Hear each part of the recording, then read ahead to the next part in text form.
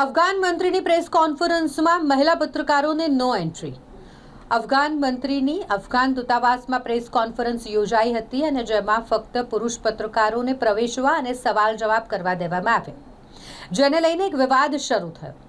કોંગ્રેસ દ્વારા સરકાર પર આકરા પ્રહારો કરવામાં આવ્યા. પ્રિયંકા ગાંધી વાડ્રાએ પ્રધાનમંત્રી મોદીને મહિલાઓના સન્માનને લઈને સવાલ કર્યો છે.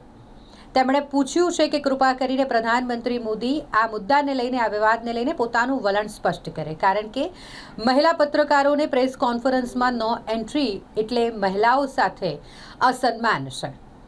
આ વિવાદ જ્યારે શરૂ થયો છે અને વિવાદ વધુ રહ્યો હોય તેવામાં વિદેશ મંત્રાલય દ્વારા નિવેદન આપવામાં આવ્યું છે અને પોતાનું વલણ સ્પષ્ટ કરતા વિદેશ મંત્રાલય તરફથી સ્ટેટમેન્ટ આવ્યું છે કે અફઘાન દૂતાવાસમાં થયેલી પ્રેસ કોન્ફરન્સ સાથે કેન્દ્ર સરકારની કોઈ જ ભૂમિકા નથી.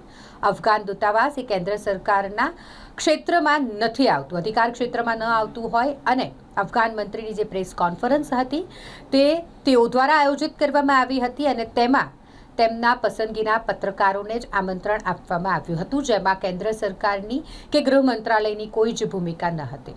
અફઘાન મંત્રી કે જે ભારતના પ્રવાસે હોય, શુક્રવારે જ તેઓએ વિદેશ મંત્રી એસ જયશંકર સાથે મુલાકાત કરી હતી. બંને દેશો વચ્ચે ઘણા બધા કરારોને લઈને વાટાઘાટો કરવામાં આવી, પરંતુ સંયુક્ત તેમની કોઈ પ્રેસ કોન્ફરન્સ ન થઈ હતી અને ત્યારબાદ અફઘાન મંત્રી દ્વારા અફઘાન દૂતાવાસમાંથી જ પ્રેસ કોન્ફરન્સ કરવામાં આવી અને જેમાં મહિલા પત્રકારોને એન્ટ્રી ન આપવામાં આવી, એટલે આ વિવાદ છંછેડાયો.